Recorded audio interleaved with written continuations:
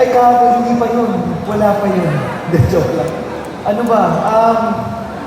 Ikaw nga muna sin, wala akong alam. Pero seryoso talagang as much as possible, kinokontrol ko yung sarili ko kapag pag may mga saltik na ganun. Kasi, di ba, mahirap din na hindi natin, minsan hindi mo rin alam na yung kausap mo pala, may sarili rin topak na pinagdadaanan. So, hindi lang pwedeng sarili ko yung iniisip ko pagdating sa topak ko. Pero, may mga pagkakataon na lumalagpas, pero hindi naman yung to the point na kailangan mo mag-standing ovation or mag-grandstanding for that matter.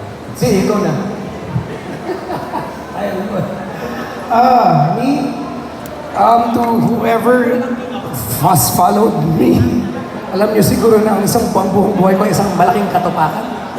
So, I am proud to say that I'm working on that. And matagal na ako hindi tinatopak. If ever sa taping recently, kasi hindi namin magawa ng mga ayos eksena, pero minor lang yun. Kung i-compare dun sa buong buhay kong katupakan. So, in other words, yeah, I'm proud I haven't flipped out. Yeah, I'm getting older. Nagmamature na po.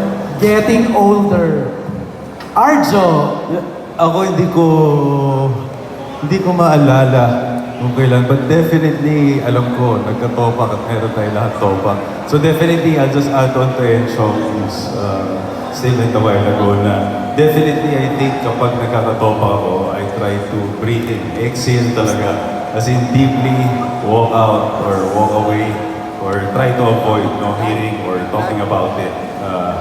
Because minsan, baka hindi natin alam, may masabi tayo sa tao or dun sa mga tao na may kinalaman dun sa sitwasyon and hindi na natin mababawi yung sinasabi natin. So instead, we walk away, try to take a deep breath, always try to be a better person.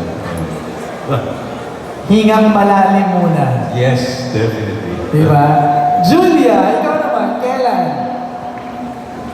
Yung totoo po, kanina lang.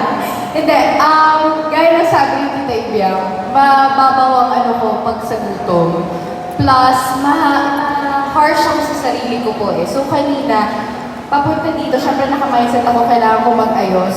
Yung susi, ang tangi kong dala sa araw na yun ay dapat susi nung unit. Yun pa yung pinaka-naiwang ko. So paano kami magsisimula mag-ayusan kung wala kami susi ng unit? So medyo brutal ako sa sarili ko kapag gano'n. So mas tinutopak ako lagi sa sarili ko more than sa tao. Kasi nga mabilis akong ma-affect, sensitive akong tao. So yun, ang topa ko lang yan, sisimangot ako. Minsan naiiyak pa ako sa sobrang frustration. Pero ganun lang naman. At kapag kumain na ako ng masarap na pagkain, automatic nakangiti na. Ganun lang kababaw. Pag gutom talaga, trigger ng inis. Parang feeling ko lahat naman yata tayo may topak pag gutom. Totoo. Yung iba, pag bagong gising, huwag mong lolokohin, or Right. bagong sa akin, pag gutom, medyo talo-talo tayo.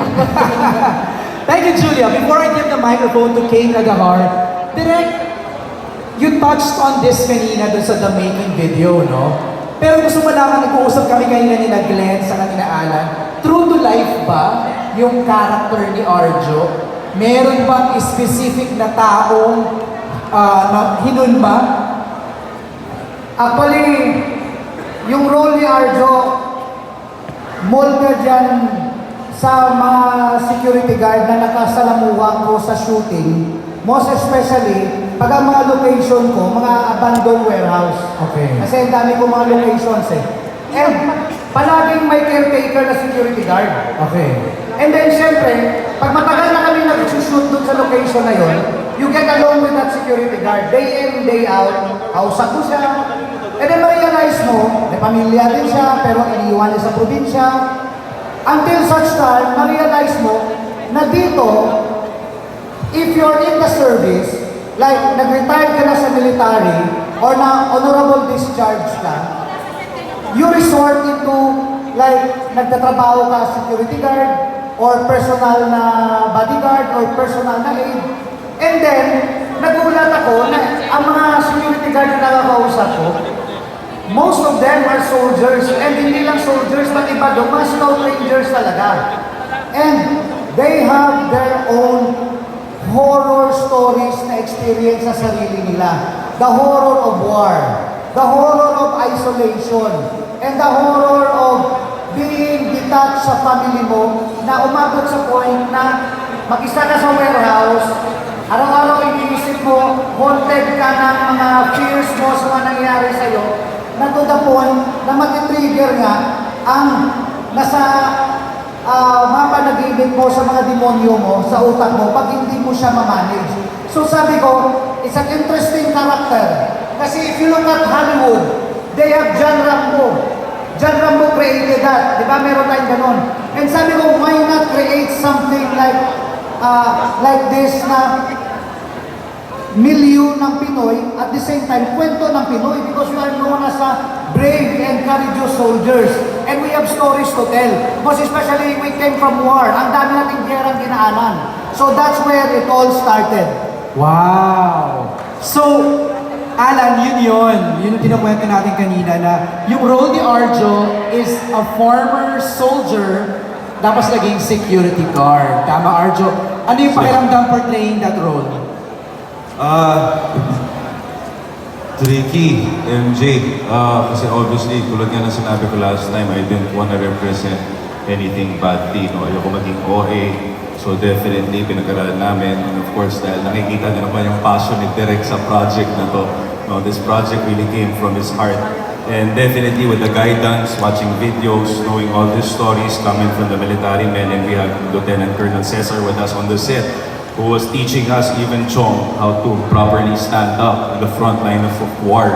No? And yun, we went through it and it was explained thoroughly. Kaya yun po, nakatulong talaga MJ. I think really with everyone helping, everyone being on the same page, no, wanting to produce something that is realistic more than fictional. Thank you, Arjo. Maraming salamat.